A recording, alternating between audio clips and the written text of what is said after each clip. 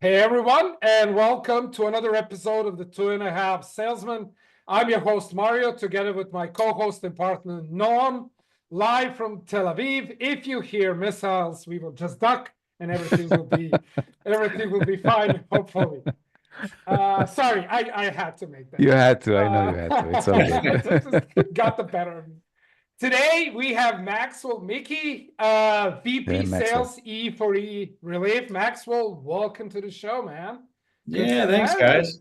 Yeah, well, hopefully we don't hear any missiles over here in Charlotte because that would be a very different problem. Yeah, I would Yeah. guess so. I would guess so. Yeah.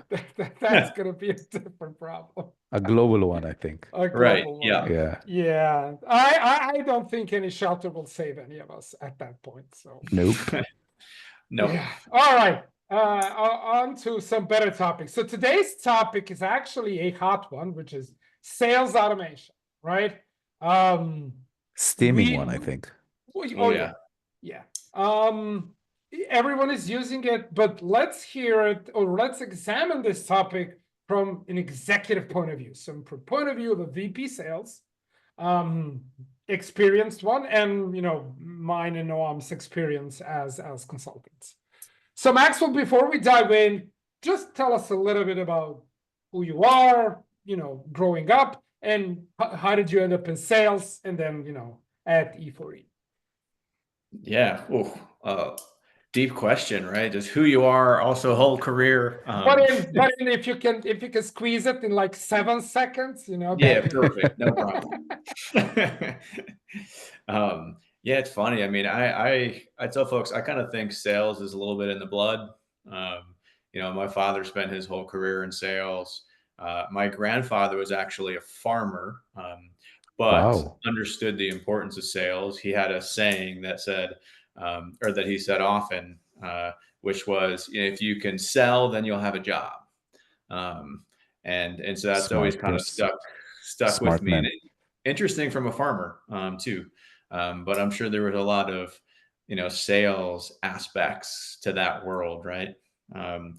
And my career started in a little bit more on the financial side. I had these aspirations coming out of school of, hey, I want to be Wolf of Wall Street and I want to be a trader and go that route. So I started with a brokerage firm. I had Series 7 and 63, which are some, federal stockbroker licenses. And it really wasn't an exciting path. And so I said, all right, well, I'll get a little bit more chops on the financial side. I went into banking. Honestly, guys, I couldn't stare at Excel for 14 hours a day. I have a pretty strong analytical side, but I was just about to say you went from being a broker to banking. That was a leap. Yep. Leap of faith, I would say. Yeah, I did that for a couple of years. Like, all right, well, this is I love the analytical side, but I want to be in sales. So I took a step back in my career on paper to step into a sales role. I wanted it to be with a startup. I found a local one here in Charlotte that I loved. So I just started badgering the CEO and CRO until they brought me in for an interview. And then, as they say, kind of the rest was history. But I started in an SDR role, and the last 10 years, I've been in B2B sales. I've pretty much held every role from SDR to CRO for different level organizations, and failed a lot, learned a lot, grew a lot, had a lot of successes, everything in between. So sales is an interesting world. But again, if you can sell, you probably have the ability to tell a story, which is really what I think selling is: telling a story and crafting a narrative and solving a problem for somebody. Then you'll probably do pretty well. Well, who wins at the story, who wins at framing, wins at sales. Absolutely. It's all right. Yeah. Let's dive straight into it, right? So, what Noam and I seeing is a lot of salespeople want automation, right? Whatever that means at this specific point in time, right? So is it sending emails, automating stuff on LinkedIn, God forbid writing emails. So what have you seen, especially with your sales guys, let's say in the past few years, that salespeople have been overly automating? Maybe they shouldn't. Yeah, it's really interesting. I think at the core of most salespeople is a lazy person, and I say that with high regard. Right? Salespeople want to maximize their dollars and effort, and so that is figuring out how do I marry those things together. And so, as a sales leader, it's, well, what tools can you provide to let them do that so that they are, hitting their potential, satisfied, happy, all those things.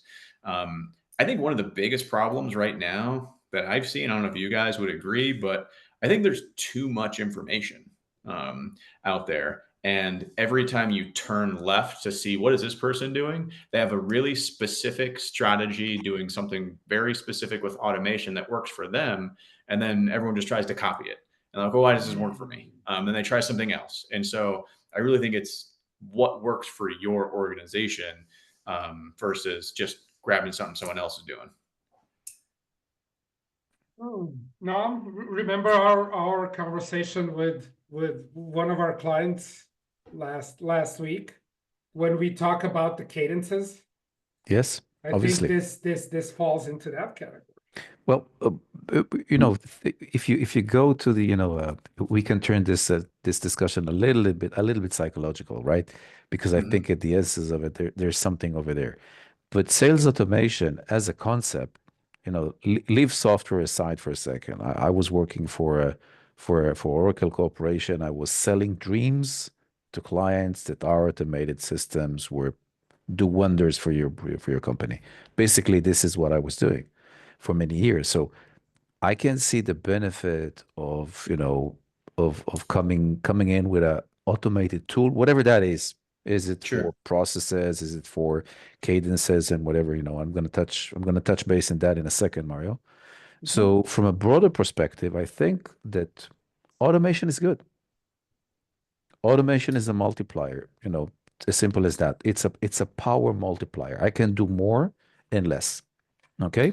Now, if I'm coming back to the example that we discussed about last week about the cadences, the problem is nobody, as as Maxwell said, I'm with you on this one. We are lazy people inside, very deeply inside. We're lazy people, which means if I can work 1 joule of energy less than I can and still get the outcome I prefer, then whatever automated tool or system that is in my disposal is great.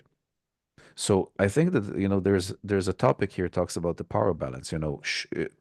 Do salespeople require this, ask for this, or they're being instructed to do so? I want to talk about that as well. Interesting. Okay, I want to talk about that as well.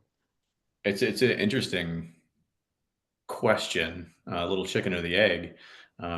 I think that, and this is biased, but I think your stronger sales folks are the ones that are begging for it because they see that they need this now. It used to be, 2-3 years ago, kind of a nice to have, incorporating automation or AI or whatever the tools are, and now it's just you're trying to get to par by having it in place. Okay, one quick question here. Mario, I'd love to see, what your opinion on this one. Who would benefit, from automation as a concept? Who would benefit automations more? Would that be the newbie or the veteran? Ah, Mm. Oh, I would, and you will, because the background of this question, Max, for just FYI, is whenever Noam and I come into organization, we do our assessment, we talk with, salespeople, with managers, Yeah. and then Noam just says, I don't want to talk to these newbies. I don't want to talk to these junior people. I just want to talk with seniors. Like, all right, I'm gonna take. So this is where this question comes from. I know you, Noam. I know you know. I know you know. I will say, man, definitely the senior people. The senior And people. I Okay. would say 100%. Here's why. Why? Junior people need to dig 2 or 3 mines as like they need to get their hands dirty. They need to learn how to think. Senior people, especially successful senior people, like, and if you're in sales for 20 years, you're probably, mid to high level performer already. You know how to apply automation so that it doesn't hurt you, but also multiplies you. Junior people have no idea how to do that. Junior people will make the same shitty mistakes you and I see when we come into the org, and that is automating cadences, automating writing emails. They slap something on either Claude or ChatGPT, give it a prompt, and then it spits out a shitty email. And then everyone, oh, we wrote me an email. No, it didn't. Like, that's crap. But they need to learn the basics. They need to learn how to ask questions. Yeah, it's really interesting you say that, actually. So I was listening to a podcast just a few weeks ago, and they were talking about AI and how it's impacting people coming into the workforce. And they said, hey, we have, AI note takers now. That used to be someone sitting in a corner of a room taking notes for the meeting. And the argument, I think what you're getting at, Mario, is, well, that's a skill to learn how to listen and take the right notes. And going through that process, like these very early in the role, kind of like cutting your teeth, especially on the sales side. I mean, I probably wouldn't hire a salesperson who has not failed. If they can't point to a specific time and place where they failed, I probably don't want them on my team, because we're gonna bump into problems, right? We will hit issues, and that person needs to have the skill set to navigate around the problems. So I agree with you that I used to do demos in pairs. One guy, I would do a demo and ask questions, and my partner would just take notes by hand. Yeah. So here's the thing with note takers. Like Noam, perfect example to kind of dig deeper into this senior versus junior thing. Senior will take the notes and then upload it to either ChatGPT or Claude or whatever LLM, and then query it. Yeah. Junior will use it to write an email. Even worse, it will tell the large language model to write the said follow-up and said email. Yeah. This is the difference. Like, the senior salesperson will upload a transcript and then query it. Hey, what happened here? What are the questions I asked? What are good questions? What are shit questions? What do you suggest I do here? Stuff like that. Like, he will use it as a learning experience, or maybe he missed something, or she. Maybe they missed something, like a crucial piece of information. Note taker's taken it. Oh, that's where I want it. That's my red flag that I have to take care of. Yep. But Mindset.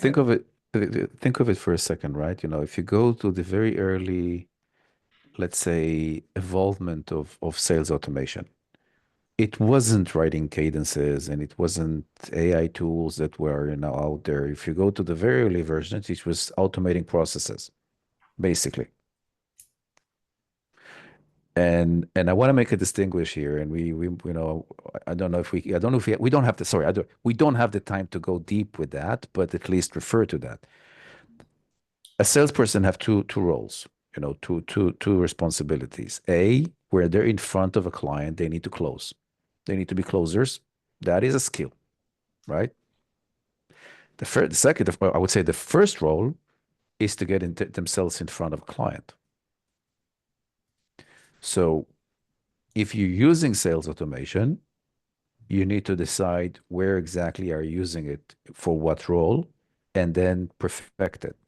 The early versions of sales automation were not to perfect your closing ability. It was to perfect your ability to be in front of potential buyers. Where today, sales automation is kind of everywhere. And I think if But I'm combining two things right now. Maxwell said there's too much information, and you said a newbie will use it as it is, then I think you get a disaster. And this is Yeah, I what think happens. when we're trying to put sales automation in, it's similar to whenever you're selling, you're trying to solve a specific problem. I think sometimes organizations are like, well, we just need to automate. We need more volume, whatever it is. And that's not the answer. You're like, well, what is your problem? Do you have a bad close rate? Do you not have enough at bats? Are we getting in front of them and we're not moving through the sales cycle? Like, so what is the problem that we're dealing with? And then let's specifically dive into automation to help that particular problem versus just to try and elongate or make everything bigger. And then we just have more of the same problem, but at a higher volume. So yeah, maybe we have a slightly better revenue coming in, but we're incredibly inefficient at doing that. I think that's where a lot of even today when Noam and Yeah. I get called to do either a small project or big project, doesn't matter. The first thing we look at is how are you generating your leads if it's an outbound salesman. Yeah. Mhm. And every single time, at least one BDR has 6 emails in a cadence, fully automated with, hey, just checking upon you if you saw my last email. And I just want to strangle everyone when I see that. Me too. Me Yeah. too. Yeah. I mean, Yeah. come It on, is. man. Well, Yeah. I'll give you, Mario, I'll give you an example. I think I've mentioned that a couple of times in one of the podcasts. A client, this is a successful company. Obviously, I won't mention the name. One of the SDRs was bragging that his system emailed 5,000 emails that day. And he was so proud. He was so proud that he was able to do that. Bragging. He was bragging. He was bragging, and I heard you just burned a 5,000, But not just that, list. you destroyed your domain health, you destroyed your reputation, you destroyed Absolutely. like that's like a blowtorch to an ant colony. And it was just because, the implementation that the automation implementation in place was very, very flexible, and it allowed an SDR to actually do everything, which is, by the way, I think that's the way it should be. But here's an example of a not good usage or not a good implementation of a great system. And just for the for the anecdote here, when I was selling ERPs, I would go into organizations, I would listen to the problem, and what you need is an ERP. And then we start selling BI. And then I went into organizations, what's your problems? And then I would sell BI. And then we moved to CRM. And then you see what I'm saying? It's the trend that is out there. I think that we see a significant increase with AI within sales automation. And this is why it's such a burning topic. Well, in 2017 and 2018, we kind of saw the height of marketing tech. And then right after COVID, it's kind of coincided with large language models coming out of the shadows. We saw a rise of sales tech. And we have everything from what are they called? The Sixth Sense and Bambora and all of that. Okay. Help me out. Okay. Like buying signals or with the data enrichment. It's the triggers and triggers and buying sentiment. Something like that. With that, and then we have companies like Lavender that promise to write you emails that will convert, so you don't have to do anything. And then we have like AIs doing, calls or warm calls, whatever they are. But it's all like,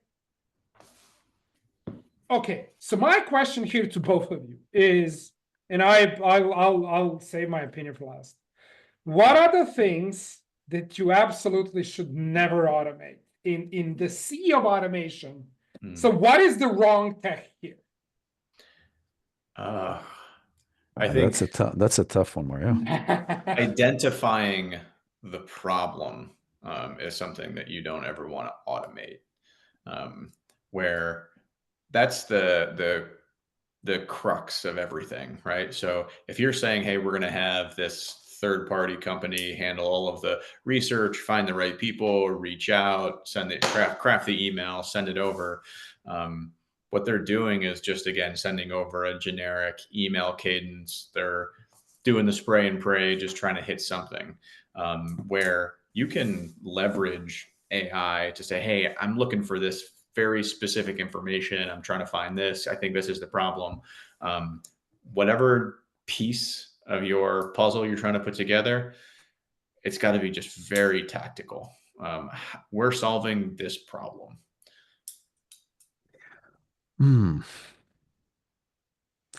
Well, I kind of feel like saying you never should automate it. Nothing, absolutely nothing. Okay. I kind of really want to say that. And I don't know, remember if you remember, if it was a few months ago, I've been to Thailand for a company.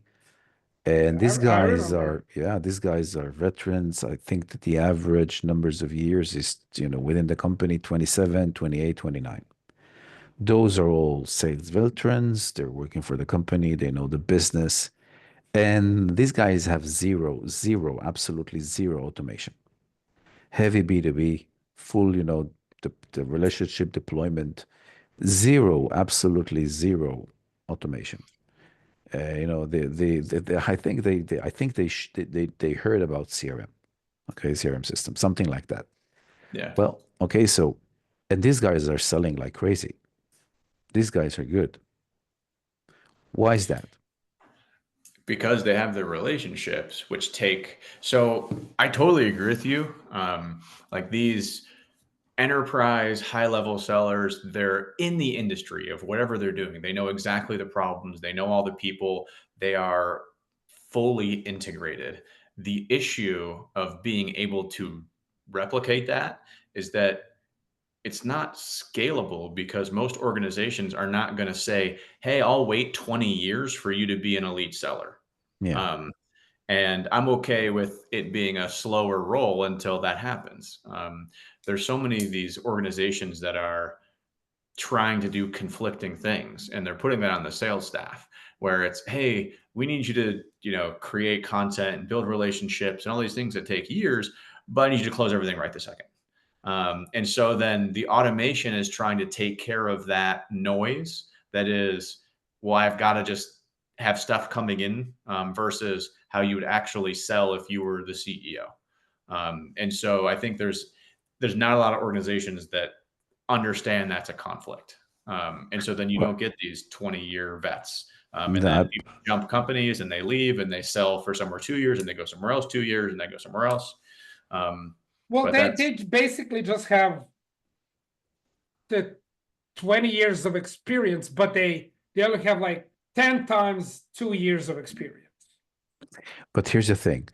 I'm totally with you, Maxwell, on this one. I'm saying, this is a good, I would say, experienced opinion, or an opinion based on experience, which is it's like gold, right? It's pure gold.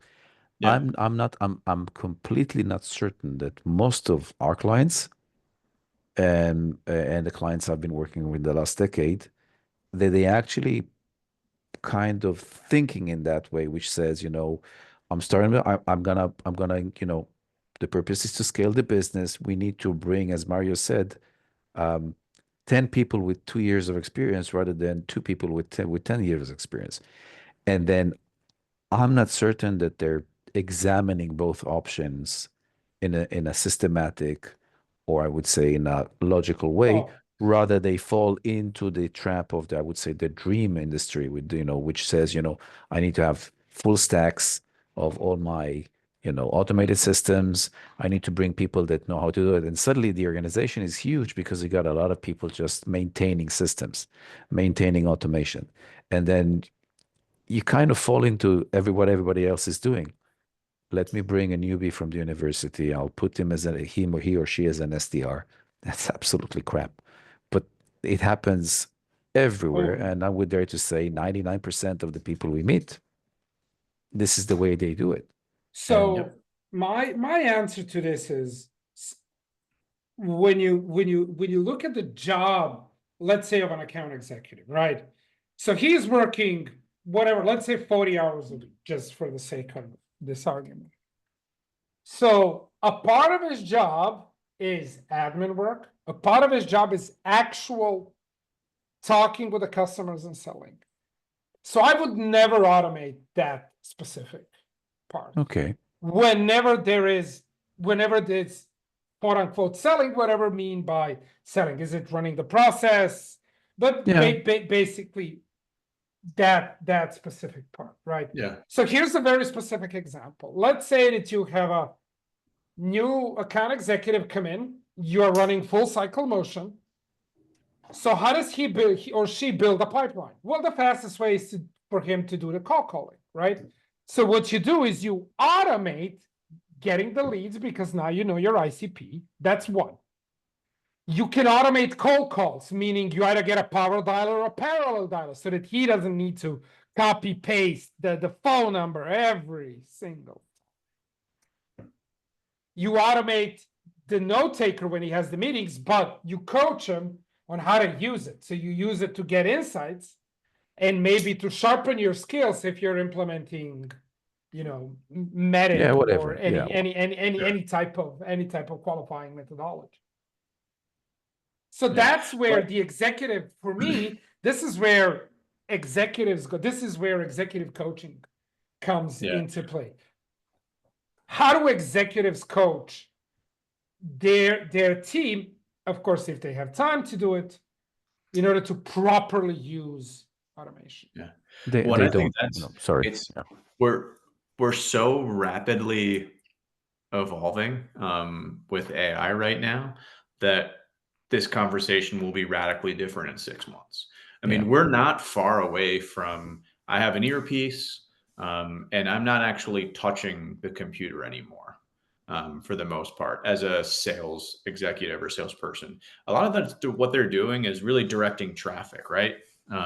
It's I'm connecting this person over here. Here's this process that I'm trying to run. I'm trying to find out this information.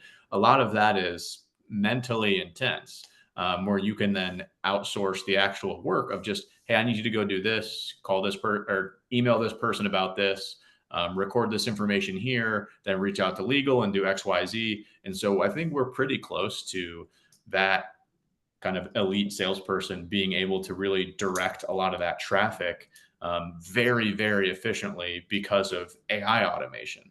We're not quite there, but it's not. We're not very far away. Yeah. I consulted with a company that's a good buddy of mine runs this.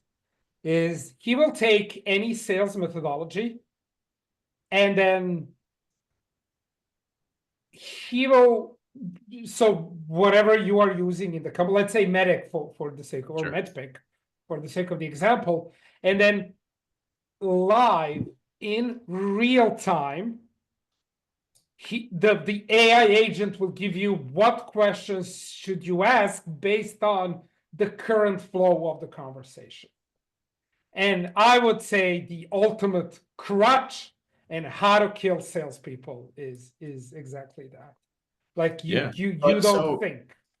Yeah, but so that will be similar to now, like what you just described, we're experiencing now at like the email level, where everyone can feel it, they can see it, they can sense it. I think it's going to be in that same spot. And so then the people who are really good at selling are figuring out, okay, well, I'll use that still, but I want to leverage it, not rely on it fully, to be able to actually get better. I think because I use AI a lot of a sounding board, bouncing ideas, like what am I missing here? What's a different way to think about this thing? Instead of, you sure use it for admin things too. But I think it's that when it starts getting even more complex and it's like, hey, have you thought about X, Y, or Z type strategies? But I think AI knows, and it will know if you're not even at a level to understand that piece, it can't have that conversation with you. So it's super interesting, super wild. Yeah. Well, you know, obviously the future of AI, I don't think we don't even see you know, the first steps of it, obviously. But Man, what, I am a little defeatist here. I think it will not end well for us as a ah, species. yeah, but don't go that far. We still got time. Yeah, let's stay like on the side of the edge of that cliff. Yeah, yeah, I think we all agree with you, but like let's just stay on the fun side of it for now. yeah. We're all having I'm good. sorry. I We're all apologize. having a I good time, Mario. You know, apologize. don't kill us right now. But The AI will do that. I'm joking. I'm yeah. Got it, got it. joking. But the thing is this, you know, leave AI, put AI inside automation as, you know, put it inside whatever, right? As a concept. Don't make a distinguish out of it because AI today is completely integrated in sales automation and it even leads or, you know, I would say set the tone. So put this, you know, the entire thing as a package. The the experienced salespeople know how to build relationship real quick, right? So as you know, Maxwell, you well said, you know, you bring an experienced salesperson, a professional salesperson to the table, and this guy or lady will build relationship faster without any systems in place. The non-experienced one will use it to do what? To learn. And here I'm with Mario. They never do. They They never never learn. do. They never do. So now run this fast forward. The veterans, we're slowly dying or we're getting promoted, right? We're getting promoted to, you know, chief revenue officers and we're setting the tone of the company. And then what happens is there's a huge gap, knowledge, experience, implementation of Skills. skills Yeah. between what I know as a CRO and I used to, you know, I used to be in the trenches, so I know what to do. And the newbies that come in, SDRs, AEs, whatever, system engineers, whatever, sales engineers, whatever, all of these guys, the young ones, they're not learning. They're just using. And I think if you fast forward, this is where we have the problem. And Yeah, totally it agree. goes to, sorry, Maxwell, and it goes to hiring and onboarding as well. Yeah, it goes to everywhere. Yep. But I mean, it's a systemic issue in the States. That same exact problem applies to education, Yeah, and how individuals learn now at a young age compared to 20 years ago, 40 years ago. And again, it's interesting. One of my favorite books is called The Comfort Crisis. And the mindset is that being uncomfortable is good for you. It creates balance in life, right? When we go from air conditioned car to air conditioned office space and sitting in an office and comfortable chair all day, and then we bump into small problems and then they become big because we don't know how to handle them. But that same thing I think applies to these salespeople where they don't want to make a cold call if you don't have to. I've got AI to do it. And Oh, you mean the rise of the silent sales floor, as Tony Hughes calls it? I'm not familiar. Okay. Well, Tony Hughes, if you know, Tony Hughes wrote a seminal book, and I think he used Justin Michael as a case study. It's called combo prospecting. Okay. And he coined the term the rise of the silent sales floor, where salespeople just don't talk to customers and call They don't. themselves sales. Right? They would put in emails in automation, they will do a ton of stuff on LinkedIn, but no one will pick up the phone and call. Yep. yeah, you're right. We're seeing that. I see that across the board. I see that everywhere.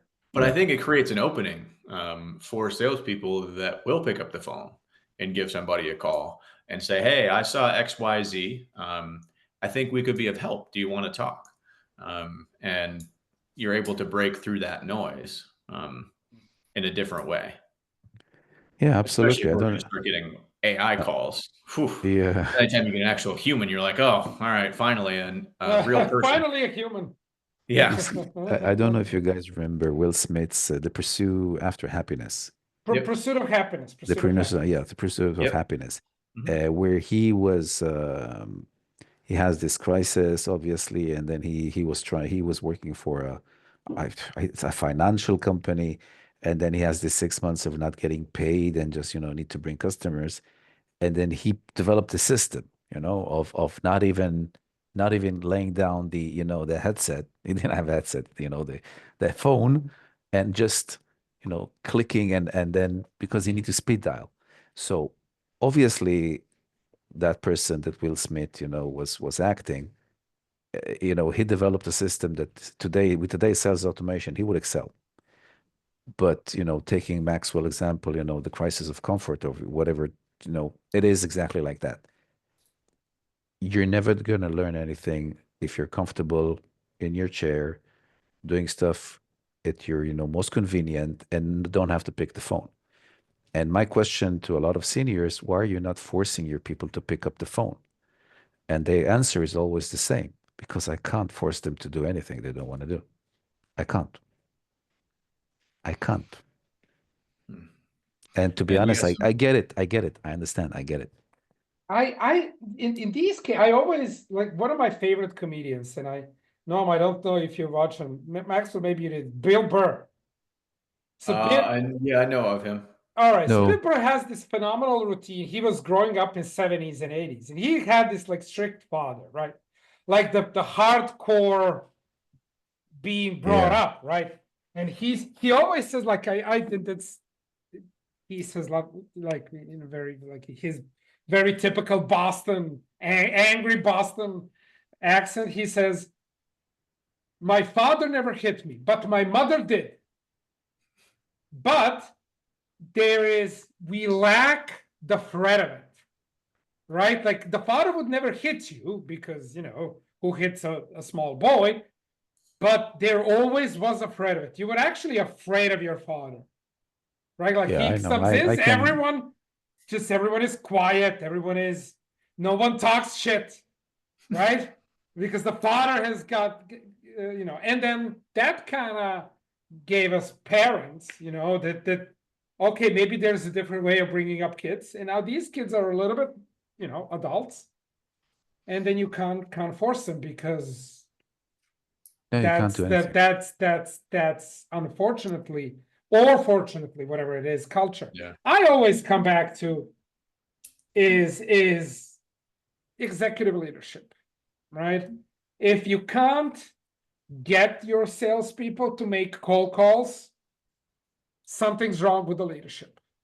It's not them. You need to be one who will inspire them, who will show them that this works, and how they can make a ton of money just by using. It doesn't need like we can put in cold call as an example, but whatever tool or system or process there is. Agreed. Oh yeah, one of the best leaders that helped me very early on in my sales career. It's funny as you're describing. You're like, you're a little afraid of him. Like I was kind of a little afraid of this guy, but just a beast. I can't describe him any other way. And Relentless. it that I think it's one of the things that it's either like that type of work ethic is going to do two things. It's going to inspire people, or it's going to weed out the people that don't want to be there and Yeah. don't like it, don't want to push. I always think about Kobe Bryant and his work ethic. That guy would outwork every single person in the room. And I think that mentality translates really, really well to sales. It doesn't automatically make you great. You can outwork everybody in the room and you can still be average because you're just not good. That can happen, right? But if you've got someone who is willing to work that hard, that means they're coachable. They want to learn, they want to get better, they want to grow. So, A, they have the potential, and B, they have that already intangible, of they will grind and push. Relentless. Yep. It's called being relentless. Yep. And I don't even think that's a sales piece. I think that is anybody who's in a key role in an organization has to have that type of mindset, both of like accountability, but this relentlessness of I want to do really, really well at whatever this is, XYZ. I want to be the best at it. Yeah. Um, One of the that's what you companies Noam and I are currently working with, there is a sale. We don't want to name him or her, but there is a salesperson that fits this. Like this salesperson is like everyone is hitting, between 70 and 90% of their quota. This salesperson is hitting 400%.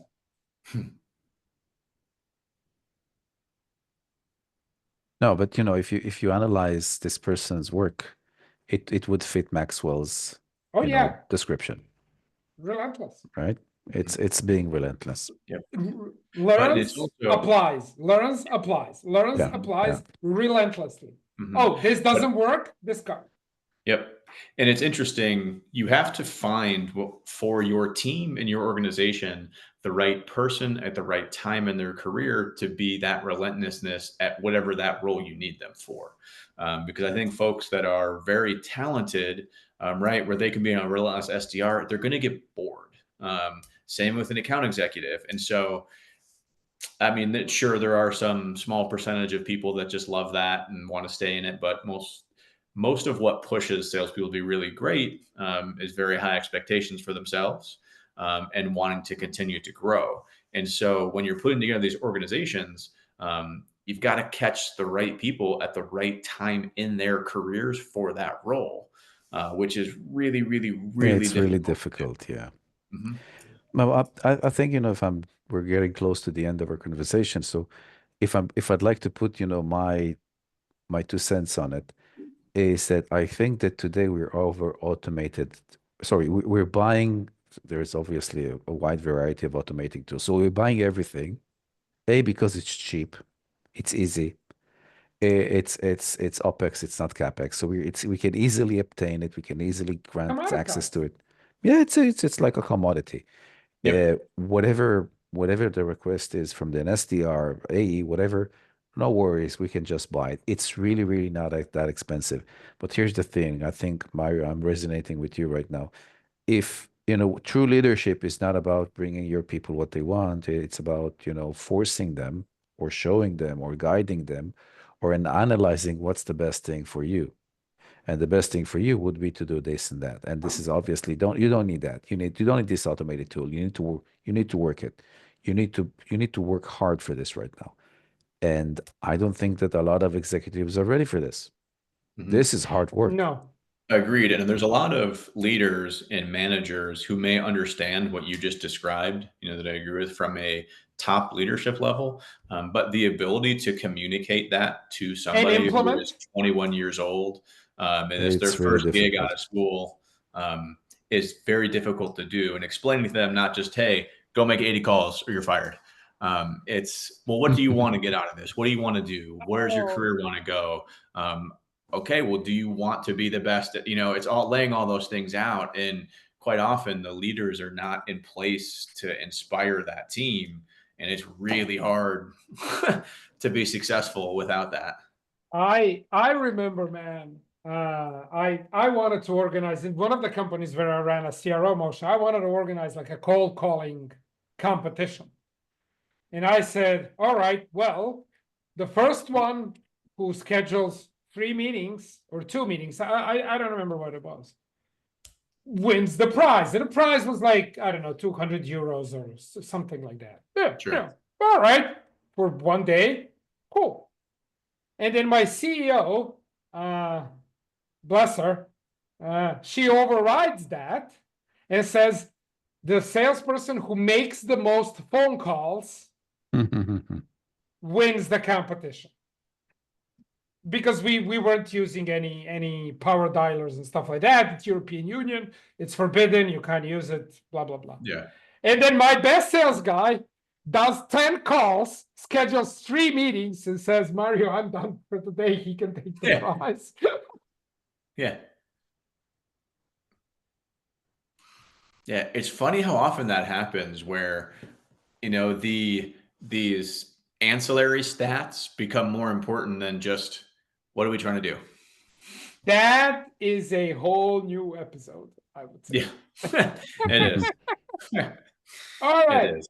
Maxwell, thank you so much for this conversation. I do hope you had a nice conversation with the two Oh, of us. absolutely. We are very opinionated, both of us. So, but we do try to control our anger. No, Mario, I sometimes. disagree. I don't have an opinion. I just think everybody else is wrong. That's